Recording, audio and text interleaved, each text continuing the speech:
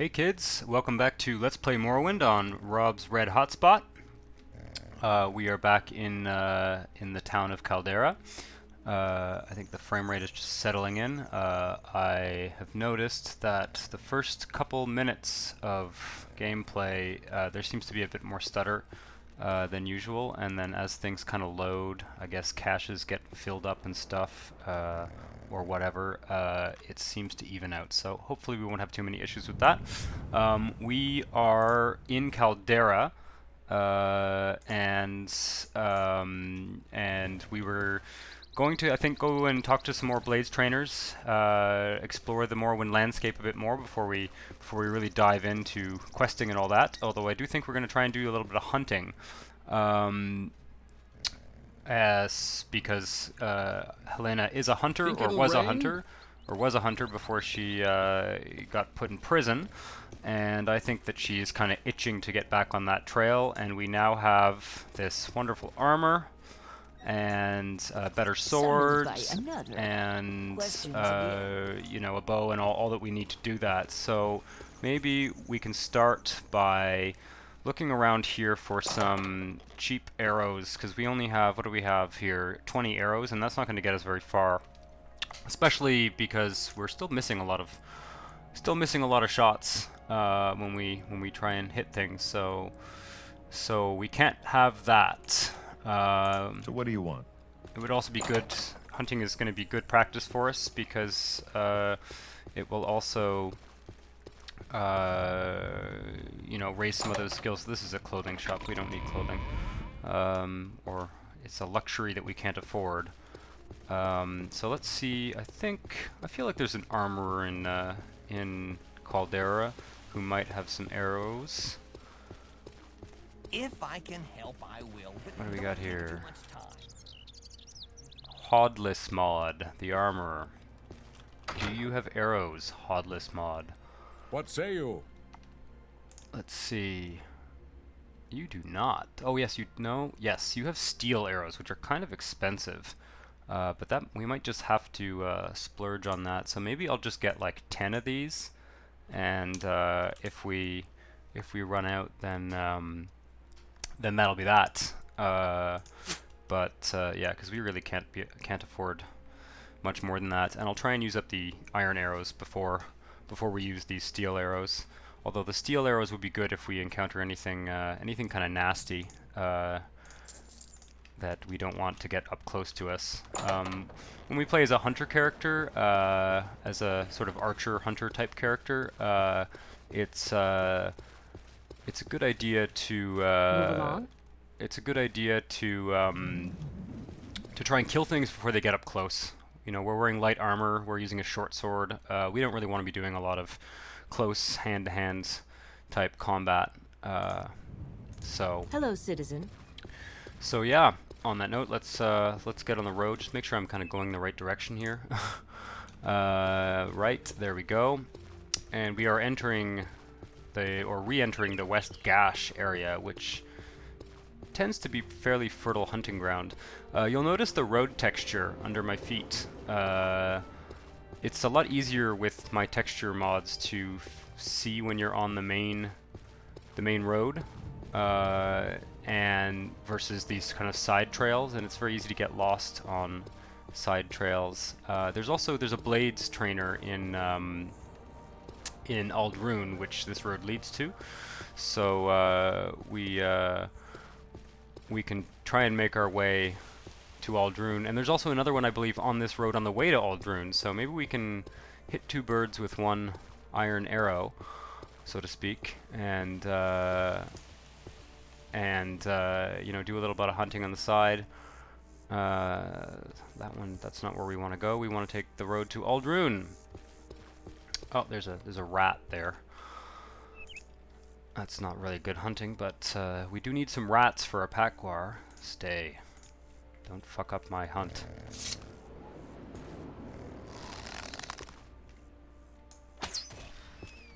Alright.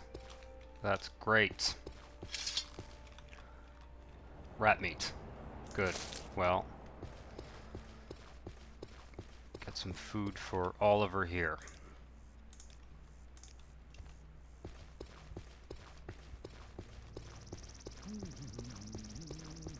Yeah, I did notice the shirtless Nord on the road. We'll deal with that encounter later, I think.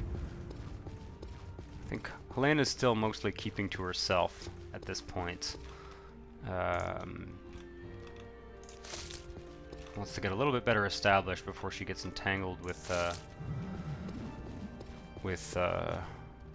locals. Margan, Buckmoth. This is the main road to Ald'Ruhn. One of these Blades trainers, actually, Caius told us it's, what's his name? Gildan, Horsemouth, whose first name I can't pronounce, lives in the middle of nowhere west of Caldera. So we might try and stumble on his hut on this road. Although, is that a wild Guar or is that someone's farm animal? I kind of feel like not shooting it until I know whether it's hostile, whether it's feral or domestic. I'm not sure if you kill any farm animals, whether you anger the NPCs, but I think Horsemouth might be this way. But yeah, let's err on the side of caution. I think we'll also have to. You see, the sun is setting. Oh, I think we may have found Horsemouth. Of course, I know where he is, but to be honest, I don't always remember. And this can be kind of hard to find if you don't pay attention to what road you're on. You stay here. And yeah, no, good thing I didn't shoot his Guar. I would have felt awful if I shot his Guar, especially since we, you know, we are a Guar owner ourselves. Well, sort of. Hail, Dunmer. Hello, Horsemouth. Alright, welcome, Novice Hlena. Horsemouth is my name. I just can't pronounce that name. And he's a Master at Arms. What is a Master at Arms? All the basic hand weapon types: long blades, short blades, axes, blunt weapons, and spears. Okay. Well, looks like blunt weapons, long blade, and axe. That's funny because you said you did spears too, but I guess they can only offer 3 types of training, which is kind of hilarious. How much do those training cost? Okay, good to know. And what can you tell us about what useful blades information can you give us? Yes, I can train you and maybe offer a suggestion. If you're going exploring, get yourself an enchanted weapon or some scrolls, or both. Can't harm a ghost without an enchanted weapon or magic. Galbadir at the Balmora Mages Guild usually has a selection and also can enchant items for you if you can afford the charged soul gems she sells, and if you can afford her enchanting service. Well, we may very well do that at some point.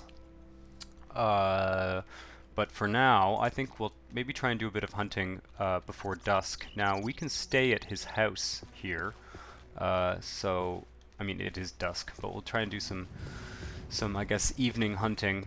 Maybe if we go off the road, we'll spot more creatures. I'm gonna leave Oliver behind for this leg, and we'll try not to wander too far from. Cool, we got an arrow back. There's a chance. I think this might depend on your marksman skill. Every time we hit something, there's a chance that that we'll get the arrow back. So that's kind of good considering our budget these days. Scrib jelly. Scrib jelly cures poison, which is actually quite useful, especially if you get poisoned in a battle. You can just drink a potion real fast, and being able to make those potions is great because potions are fairly expensive, and so if we can find the ingredients necessary to make that, then that could save us some money and also maybe help us in battle. And we killed a Nyx Hound in one shot. That critical damage or sneak bonus that we get because we're sneaking is really pretty essential. What time is it? 8 p.m. It's pretty essential, again, because we just don't want things getting up close to us until we get better with swords, until we can really deal with enemies. So yeah. maybe we'll move a little further up. Just kind of, we can see his house here, so we can just sort of wander around a bit and see if anything else is within view. Although, as you can see, it gets quite dark, and the roads, you know, as we don't have night eye. Oh God, I'm stuck on a rock. We don't have night eye, so so there's a limited amount of traveling we can do, and certainly hunting as it starts to get darker. But maybe we'll kill that scrib and then, or miss that scrib and then call it a night.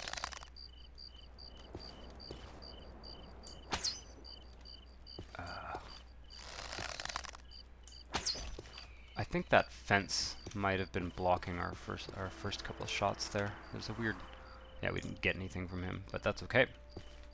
Yep. So the moon, is the moon out? The moon? Aren't there 2 moons in this game? I don't remember. But there seems to be some kind of northern lights thing going on there. There's a number of options for these star kind of sky mods, and I kind of picked the most basic one because a lot of them have these like wild kind of galaxies going on, and it just doesn't seem, it seems a little bit too wild and crazy. And this is very simple, kind of high resolution skies texture. I think it looks good. And it also kind of, you know, because the game is so dark, it also kind of feels like these stars are sort of lighting the way as we walk. So that's kind of nice. So I can use your bed, I think. Oh, it's not very comfortable, but hammock. Yeah, because it's not red, so I can use it.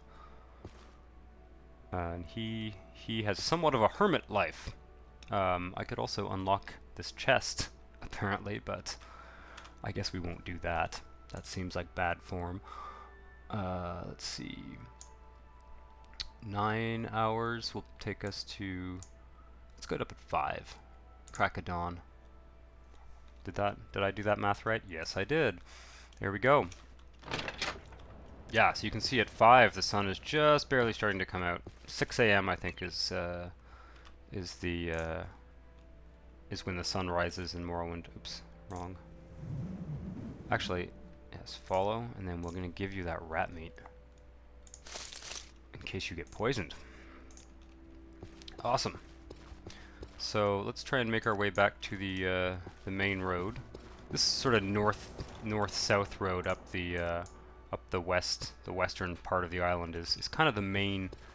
It's kind of Main Street Vardenfell, so to speak.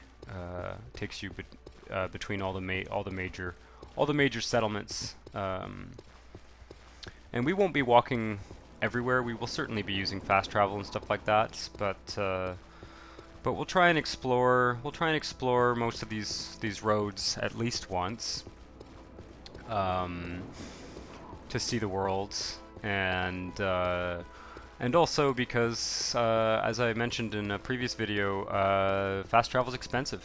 I increased the cost of it. I put a mod. I'm using a mod that increases the cost of fast travel, and I think that's it's better that way. Unlike Skyrim, in Skyrim you could just sort of click anywhere on the map and it teleports you there, or it passes a few hours and transports you there. This game doesn't let you do that. Some people don't like that. Some people, I think, just find it a little bit more tedious than it's worth. And I can see that. There are some mods that add extra fast travel options to Morrowind, but I kind of like the immersion. I kind of like the immersion of just having to walk around the world and navigate the worlds. We also don't really have. There's no kind of GPS indicator on the map telling us which way to go. So we kind of have to develop our sense of orientation to some degree. All we have is this the map. Well, here we are. Maybe I'll talk to this guy. I don't think he's gonna send us on a wild goose chase. fresh game. Rasha. Greetings, traveler. Rasha wishes you well and thinks you maybe can help him with some pressing business. Pressing business. Yes, most pressing. I have, you see, a shipment of clothing, fine clothing. It is to get to Ald'Ruhn, but I fear other business draws me away. Perhaps I think you and I might come to an arrangement. Yes, if you will deliver Rasha's shirts, these fine shirts to Bivel Tenerin, the clothier in Ald'Ruhn, she will pay you for your services, and a generous woman she is. I would ask that you swear an oath to Zenithar to seal our arrangement, though. Yes, what do you think of my offer? Okay. I swear to Zenithar I will deliver your shipment. I think we can do that. We're on the way to Ald'Ruhn. We are kind of going there anyway. If I understand correctly, the oath to Zenithar means that I don't believe we're allowed to buy or sell anything until we accomplish this mission for him. So that's going to be a bit of a limitation, although we don't really have any money anyway. And it is like a magical oath. We bear this mark until we deliver these 5 exquisite shirts. So that's cool. Let's keep on heading north. I think I've got enough chokeweed to choke a Guar. So we can lay off on the harvesting, at least until we get into a new area with some new flora. Did I? Oh shit. God, I really have to stop forgetting this Guar. And as I said, I'm not going to use the Guar at all times. Wait. Oh shit. I don't have any fatigue, so I kind of doubt that I'm going to hit this guy, but you never know. Oh, there we go. Sweet. More hound meat.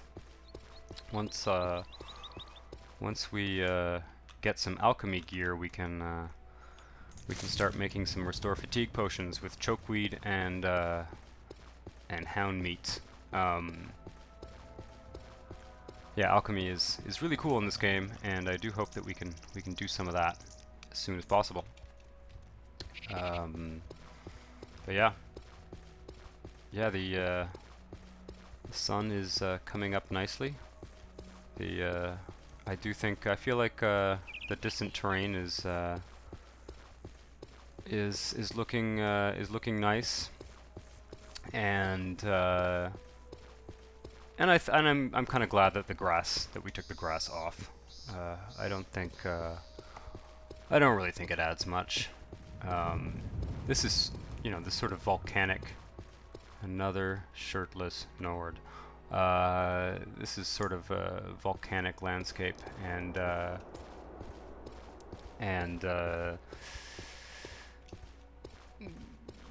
it doesn't really add anything to fill it full of that grass. Okay, we got a rat incoming. Because I'm using Morrowind Releveled, it's possible, especially in this area, we can meet blighted creatures. I can't tell whether that's blighted or not. It would look different if it was blighted. So we do have to be a little bit careful, especially because we don't really have any way of healing. If we catch a sickness from something. Yeah, so that's just a normal rat. But if we catch a sickness from some creature out in the wilds, we don't have any means of curing it for the time being. So that's kind of risky. And that's because of the Morrowind Releveled mod. Like I said, it's normally when you play vanilla Morrowind, when you travel through the world, you don't encounter high-level creatures until you're high level. Whereas this one, basically every area has a different kind of difficulty level assigned to it, more or less, and it does gear the encounters somewhat to your level, but not nearly as much. So there's a wider range of levels in any given area, and so there's a higher chance that you'll encounter something that you sort of can't deal with. I just want to say that with the distant terrain set up as it is, just being able to see Ald'Ruhn from here is really cool. So that's the burgeoning metropolis of Ald'Ruhn, this early morning sun over it, and a giant silt strider. Now that bubbling sound is coming from these. I guess that's kind of magma or something. The bubbling sound is coming from I think the Better Sounds mod, which is okay. Some of the sounds are a little bit much, frankly, but so far there hasn't been too many sound effects that really bug me. We'll see. We'll see. We got a Nyx hound. Oh, we got 2 Nyx hounds. We got a whole pack of them. Okay, that's a miss.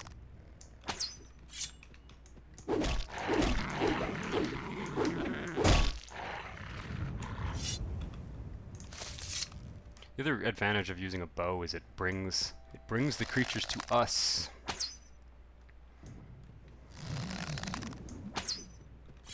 And then we can miss and not hit them.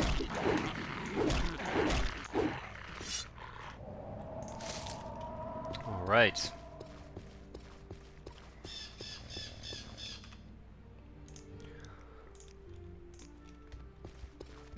More hound meat, which will be useful.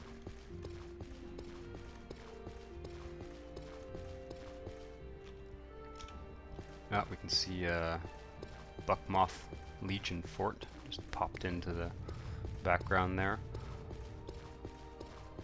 You will see some of that some of that popping in and out stuff, just because again of the nature of distant terrain in OpenMW, and there's not much I can do about that. There are a few things I can do about it, but there's not much I can do about it without really lowering the frame rate, because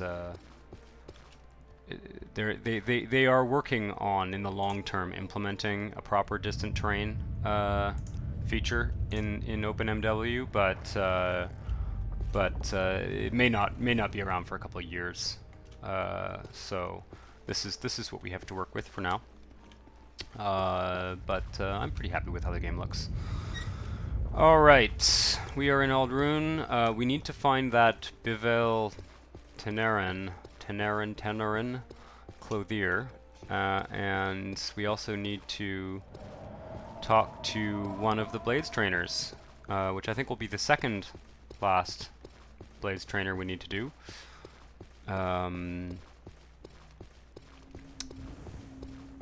Well, sort of the last, because we already met Alone the scout. Let's I think she's in here. Yeah, there we are. Where is that slave? Nice red candles. What is this about? What is it, Ald'Ruhn? Should probably put some windows in this place, though. It's pretty dark. Alright, I have Rasha's shirts.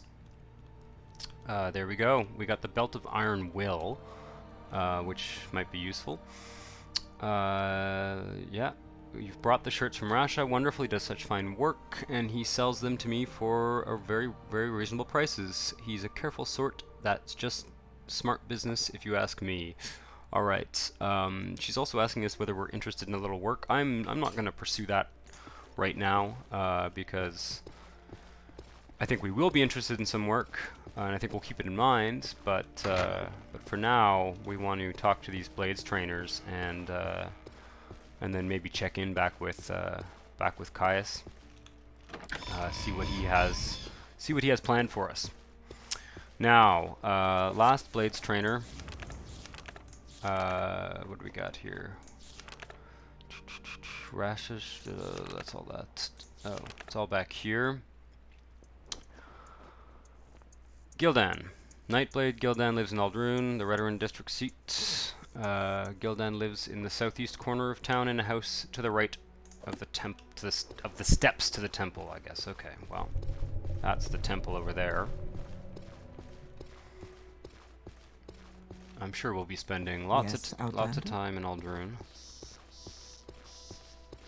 You can see the architecture. Balmora, the first town we were in, well, after Seydonin anyway. Balmora, the first big town where Caius is Hlaalu architecture, and this is the Redoran, I guess, or Velothi architecture, I think it's called. The different regions of the game have different interiors and architecture. So that's kind of one of the interesting parts of this game as well. Here we are. Here's Gildan. I thought Gildan was a dude, but nope. It's is she a Dunmer? I really can't tell. Looks like it. All right. I'm a Nightblade, and a Nightblade is blending disciplines of Agent and Wizard. Yeah, okay, well, we know more or less what a Nightblade is. Little advice: if you want weapons or arms in Ald'Ruhn, or need weapons or armor repaired, look for Dandara Solaro, the smith in front of Ald'Ruhn under Scar, which is that big dome that we went under, where the clothier was. Dandara Solaro serves all comers and has a quality selection. The other 3 smiths in Ald'Ruhn have faction associations. Ergnir the Nord is the Fighters Guild smith, and Tuveso Beleth is the House Redoran smith at Redoran Council Hall. Yambagorn Gro Shalor, that's an orc name, I think, is the Legion Smith at Fort Buckmoth, and Danis Redrithril, the pawnbroker, may also be worth a look. Pawnbrokers often sell goods that are like not in good shape, that need to be repaired, which we should also start doing pretty soon. We should probably get some gear to repair our stuff. You offer spells and training as well. Well, let's finish up here. Morrowind lore. Most Dunmer worship the Tribunal. 3 mortals who became gods in the distant past before Tiber Septim. The temple takes care of the poor, provides health and education, and teaches family duty. So that's another interesting aspect of Morrowind, is that there are 2 religions in this world.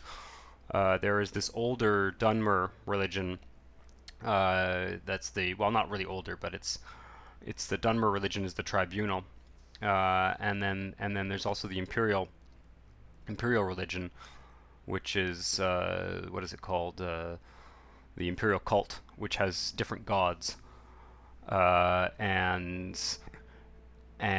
just like the politics of Outlanders and Imperial colonists and all of that, you've also got these two religions that are kind of at odds with one another to some degree, but also kind of coexist and overlap in certain ways, and so that's just more interesting political background. The Tribunal Temple is also a really important political faction.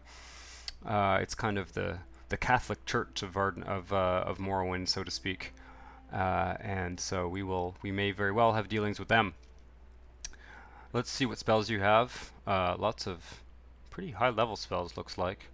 Well, reasonably high level spells that we cannot afford, and it looks like it's mostly alteration and some illusion. It looks like a very powerful illusion spell, fairly powerful anyway. Invisibility or whatever, and then alteration. I don't think we're going to be doing much of that unless we pay for a lot of training. And you offer alteration, mysticism, and illusion. So it's good to know we have another option for illusion training. Maybe if we're in town in Ald'Ruhn again soon. But yeah, great. Oh, and we want you to give us your special blades tip. Certainly, I offer basic training at low prices. Yes, the training. Can I make a suggestion? Go see Wayne at the Balmora Guild of Fighters. Know what a Jink blade. Okay, it's a bit of a tongue twister. Jink blade. Say that 3 times fast. It has a paralyze enchantment, and a spider blade has a poison enchantment. They're not considered honorable weapons, and most smiths don't sell them, but they sure come in handy. I feel like most smiths in this game maybe do sell them, but yeah, we are gonna need to get some enchanted weapons at some point for sure. Well, I think that pretty much wraps up the Blades trainers. And I think we can at least tell Caius that we've met with the various agents of his Imperial spy ring. Except Alone, we only met in passing, but we know who she is. And so if we're back in Satanine, we can check in on her again.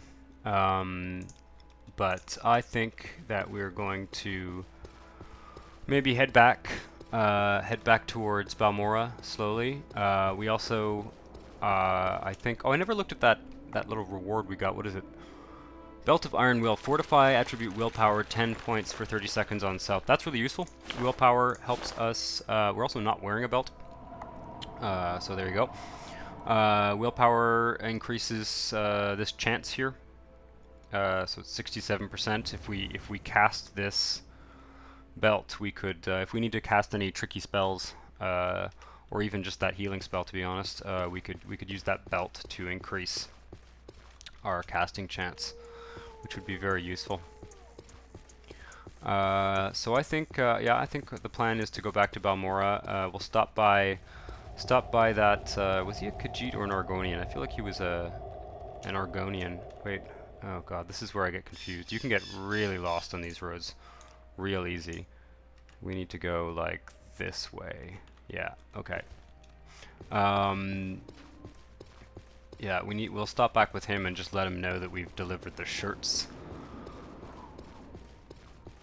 But yeah, we're starting to get acclimatized. Hlena is starting to get acclimatized in this world. Oh, it looks like we got a new alchemy plant here. This is a fire fern, which again allows us to make resist fire potions, which we don't really need. But you know, on the other hand, we could make some resist fire potions and sell them. We can sort of earn a modest living off of selling alchemy potions, so that might be good to know. Fire ferns are pretty rare. I think they're mostly found in this Ashlands volcanic landscape here. So, you know, we might have to come back, and it's kind of good to get a sense of what alchemy plants are where, so that if we want to do like go on a kind of foraging expedition at some point. Oh, we got a Nyx Hound incoming. Then yeah, we can do some targeted trips to. I didn't sneak, see, and I only, if I was in sneak mode there, I would have killed him one hit, I think. Awesome. How valuable is this belt? No, it has no value, but it has a very useful enchantment, so that's kind of, so it's worth keeping for sure. It's not worth selling.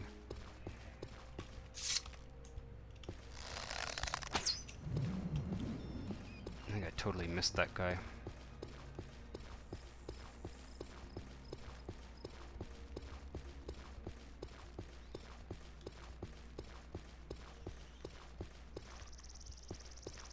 Keep up, Oliver. There we go.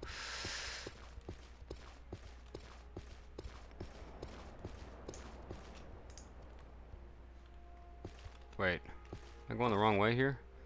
Yeah, I need to go. No, I need to go this way. We're good. We're all good. Okay, more Nyx Hounds. Now that we're done with these Blades trainers, I will certainly be getting us into some more exciting questing than shooting Nyx Hounds on the road. However, it's definitely good for us to. How is that skill doing? Wow, that's progressing remarkably slowly. Oh my God! There's a whole pack of them. We almost got ambushed by a pack of angry Nyx Hounds. Which, you know, my fatigue is not very good right now, so. There we go. 3 dead Nyx Hounds. And I've been having some pretty good luck getting arrows back. Soon enough, we will be rich enough that we will not be counting We will not be counting arrows. So I think, do arrows have a weight? Yes, they do. So we can't just carry mountains of them, but we will be able to. We won't have to worry too much. We won't have to worry too much about ammunition. Probably, yeah. I think it's probably about time though to get some gear to be repairing to let us repair our equipment, because I don't think this is the case in Skyrim, but you can see here condition 564 out of 600. Every time we use our weapons, their quality degrades and they don't do as much damage, and they'll eventually break or be unusable anyway if we don't repair them. I don't think you have that in Skyrim, and I don't know about Oblivion, but yeah. All right, so I guess we don't get a reward with him. He doesn't even like us, to be honest. I guess this guy is just all... Whoa. Weird. I don't know what just happened. So I guess I can say clothing fit to certain characters and it adjusts their clothing. Huh. Weird. Very weird. I feel like that was the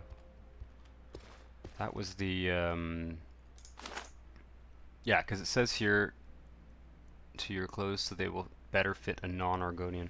Interesting. I don't know. I'm not sure what that mod does. I think one of the clothing mods I have requires us to periodically do that with NPCs and stuff. Try it out on various characters and sort of see what it does. Honestly, I probably installed the mod and just did not read the README. And it's probably all clearly explained there, or somewhat clearly explained anyway. But whatever.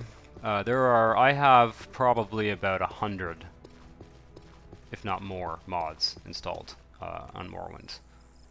And if you look in there's a link to, there's a great site called Modding OpenMW that's specifically for OpenMW. And I use I think it's called Expanded Vanilla list of mods, and it kind of tells you what order to load them in and any possible conflicts and stuff. I've actually contacted the guy a couple times when doing my setup, and he's the guy who runs the site, and he was very helpful, easy to get a hold of, and it's cool because he's done a great job of putting all that together. There is a link, I think, in the description to these videos. I put a link to that, so if you're interested in putting in place some of these mods using OpenMW, then by all means go check that out. It's somewhat time consuming. I would say it took me like a solid day's work to configure this, and then maybe another day of just kind of putzing around the game and looking for broken things in case anything got broken. And there were a few things that needed some attention, some weird glitchy stuff that I've mostly managed to fix. And I'm sure we'll encounter one or two weird little instances in this playthrough, but yeah, unfortunately there's no oh, you found a rat. Oh. Can we tell you? Oh, I kind of just want to stay out of this, to be honest, because I'm so afraid of killing Oliver. That's also a diseased rat, so I am not going to loot it. If I touch it, I could get sick. Are you sick? No, and you're in remarkably good health. You didn't even eat your rat meat, so presumably that means you're not sick. If I understand how this works correctly. Yeah, we can actually even see the texture on this map. We can see the texture of the main road versus these little paths. That's quite useful. This kind of stone paved road. It's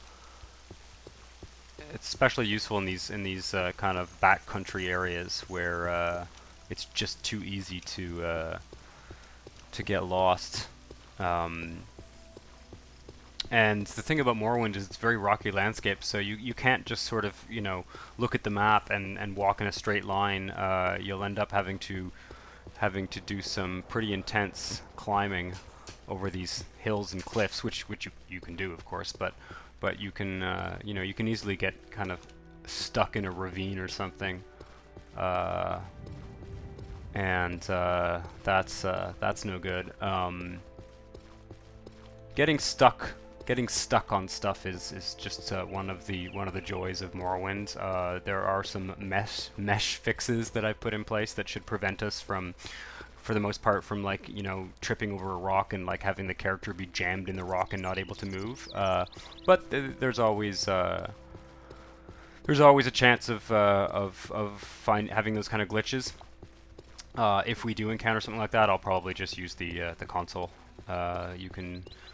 You can use the console, and you can make your character float through the terrain, and I think it's almost essential to have that on hand, those console commands, because there's just no point in having to load your game every time something weird like that happens. I'm gonna rest for an hour, and that's gonna regain my fatigue, and then we're gonna try and fight these. What are these guys called again? Well, we'll find out when they run at me. I have a feeling these guys might be a little bit trickier than some of the other things we fought. Oh yeah. Well, not so bad. Think about it's an Alet. That's right. I get these mixed up with Kagooties. Sort of two-legged thing. Walks on its hind leg. Look, that face it looks like it's kind of top-heavy. Feels like it would be very unwieldy to walk around on two legs with that giant snout. But who knows? Let's see if we can hit that guy. Ah, good. Awesome. Well, Oliver, it's safe to come out. All right, back to Balmorra. That will conclude our early kind of wandering, hunting trip, and making some contacts along the way. No Alet hide. That sucks. Also, I guess training our athletic skill, slowly training our marksman skill as well. So that's cool. But yeah, all of this serves to kind of also test the limits of our character. I mean, if we can't walk around, and if Hlena can't walk between Balmorra and Ald'Ruhn without getting killed, then oh, oh yeah, you can hear the combat music, which is a useful indication that danger is coming. Come, follow me this way. Don't attack my Guar.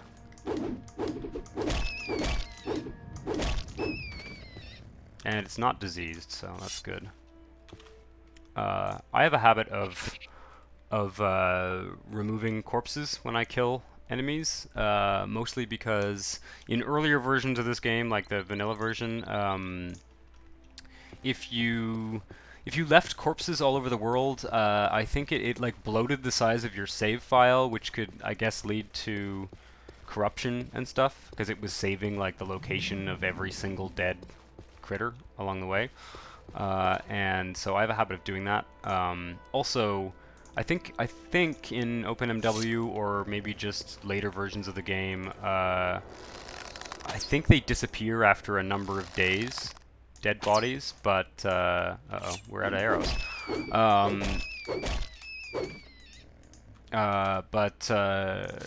But it also, like, you know, if we kind of walk back through areas that we've been in recently, it's kind of awful to see it strewn with dead bodies, just sort of rotting rats everywhere. So yeah, no, I tend to just kind of clean up the bodies, unless we're in a dungeon. I mean, I can't carry everyone's clothes and armor everywhere, so. Which I think next episode it's gonna be time for for a dungeon crawl for soon, for sure. I think it's time to really bite into this game. Stop wandering around and you know, just chatting with merchants and stuff. Have we? This is bitter green. Bitter green, restore attribute intelligence and invisibility. I guess in the long run, I think invisibility. I think it's very hard to make invisibility potions. It's very hard to find ingredients to make them. I think there are other than bitter green petals. I feel like all the other ones are like really expensive, but we will see. We will see. Got kind of just a sample of different plants that may or may not be useful. We are going to Caius's house. So that's not this way. Someone watching me. I can tell. There we are. It's this way. Because we've talked to all the Blaze trainers, and that's what he asked us to do, and we'll see what's next. I could kill that Guar. Those boots are ruined. Guars, I guess, eat people's boots. You'll hear people say that a lot, so I guess we'll just kind of maybe keep our boots away from Oliver. Stay. Alright. Doesn't look like we have anything we can sell. More rat meat. In we go. Hello again, Caius. So we talked to the Blaze trainers. I want to get a sense of what you want us to do here. First thing, Pilgrim, you're new, and you look it. Here's 200 drakes. Well, I could have used that earlier. Go get yourself a decent weapon, or armor, or a spell. And second thing, you need a cover identity. Around here, freelance adventure is a common profession. So sign on with the Fighters Guild, Mages Guild, or Imperial Cult, or Imperial Legion. Advance in ranks, gain skill and experience. Or go out on your own and look for freelance work, or trouble. Then, when you're ready, come back and I'll have orders for you. Alright. This kind of dialogue here is actually highlights really one of my favorite things about this game. So many favorite things, but one of my favorite things. This game is like really truly open-ended and sort of an open world, and it does not push you to follow the main quest relentlessly. I mean, when you play Skyrim, that's the other Elder Scrolls game I have the most experience with. You play Skyrim, you are just relentlessly pushed to pursue the main quest, and every character is just saying like, oh, you've got to go figure out this thing with the dragons and fight in this war, and like it's very, you have to sort of just not do it and ignore what everyone's telling you, whereas in this game it's designed in such a way so that it tells you not to follow the main quest at the beginning. It literally tells you that, which I think is great. It's one of my favorite things. We can come back to Caius in like, 2 months, and he's gonna be fine with that. That's the plot is designed to not kind of railroad you into following the main story. So let's learn a bit about these guilds here. So the Fighters Guild is a professional organization chartered by the Emperor to regulate the hiring and training of mercenaries. Training, goods, and services are cheaper for members, and the guild stewards know where to find work. You'll have to start your service with Idis Fireeye, the Balmora Guild steward. She's new, and I don't know her well. Perseus Mercius, the Ald'Ruhn Guild steward, I know and trust, but he only handles high-ranking assignments, okay? The Mages Guild, it's a guild for the arcane arts. It's where you go to find wizards for hire. Training, goods, and services are cheaper for members, and the guild stewards know where to find work. If you want to be a wizard, join and work your way up the ranks. The Mages Guild here is a better bet than the Fighters Guild. Rhaenys Arthris is the guild steward, so talk to her if you want to join up. She's got a chip on her shoulder, but her apprentice Ajira seems okay for a Khajiit. That's kind of some mild anti-Khajiit racism from Caius. Imperial cults, so this is again one of the two religions. They worship the 9 divines, and this is the list of the divines being the gods. Aedra, which I guess are the good gods, the gods that they like. And Tiber Septim, founder and patron of the Empire. In Morrowind, it's partly maintaining the faith for outlanders like us, and partly a missionary cult, bringing enlightenment to the heathen Dunmer. So you can see again, Caius, as an imperial outlander, sort of sees the Dunmer as these provincials on the edge of the Empire that need to be civilized. And I don't think that the local population wants to be civilized. You can see some Mutus Vunus at Fort Moonmoth to join, but you have to go to Ebonheart if you want to become a lay servant. Okay. And then the Imperial Legion. The Imperial Legion has several fort garrisons here in Vardenfeld. The lower ranks handle law enforcement, escorts, rescues, dangerous predators, disease and blighted beasts, and so forth.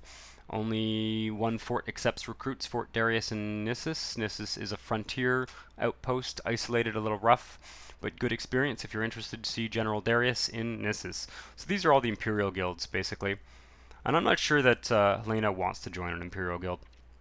I'm not sure that she does because you know, she was in Imperial prison for a long time, and she's been kind of drafted in to do the spy work eventually for Caius. But I kind of feel like she might want to, whatever alibi she develops, she might want to look at some of these other guilds and factions which were mentioned by Caius earlier. So I think that we are going to ask him more questions about all these factions. We're going to get to know a little bit more about the political world in the game, and I think we're going to try and join some factions and you know, get some quests going, get some work really, start making more money so that we can buy stuff and be more powerful, and you know, be a little bit more confident in navigating the world. And I think we're going to do that next episode. So next episode we'll get a sense of all these different factions and make some choices around who we might want to work for. Yeah, so see you next time. If you like this video, like and subscribe. And that's it for today. Ciao.